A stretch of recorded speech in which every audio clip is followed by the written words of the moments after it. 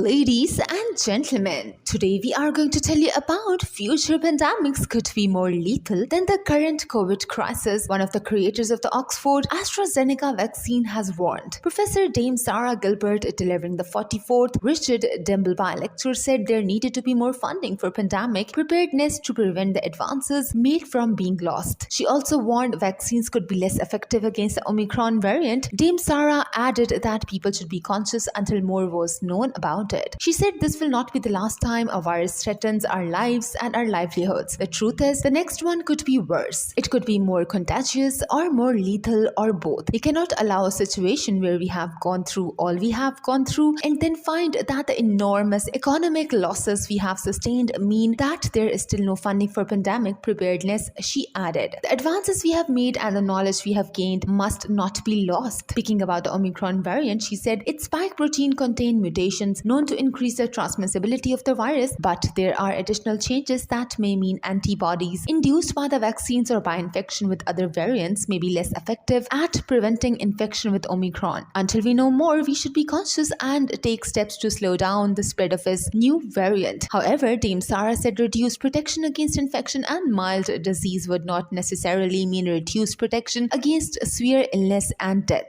She also called for the rapid progress seen in delivering vaccines and medicines during the pandemic to become the norm. There was no reason why a universal flu jab could not be developed in order to wipe out the threat from influenza, she said. Is Omicron more harmful than other COVID variants? Do we need new vaccines yet? On Saturday, the government announced that travelers heading to the UK will now have to take a COVID test before their departure in an effort to limit spread of the Omicron. From 4 GMT on Tuesday, travelers aged 12 and over will be required to show proof of a negative PCR or lateral flow test taken no earlier than 48 hours before departure. And Nigeria has been added to the travel red list after a growing number of Omicron cases were linked to the country. But a scientist advising the government said the travel rule changes were a case of shutting the stable door after the horse has bolted. Professor Mark Woolhouse said the new rules had come too late to make a material difference to a potential wave of the Omicron variant in the UK. Professor Woolhouse, a member of the government's scientific pandemic influenza group on modelling, told the BBC's Andrew Marr show that Omicron was spreading pretty rapidly in the UK, and if current trends here and in South Africa continued in the coming weeks and months, it could replace Delta as the world's dominant strain. The UK recorded 86 new cases of the Omicron variant on Sunday, taking the total so far to 246 in total. 43,992 cases and 54 deaths within 28 of a positive coronavirus test were recorded on Sunday. Dame Sarah, who was recognized with the damehood in the Queen's birthday honors earlier this year, began designing a coronavirus vaccine in early 2020 when COVID first emerged in China. So if you are looking forward towards more entertaining news, don't forget to subscribe and comment. Thanks for watching.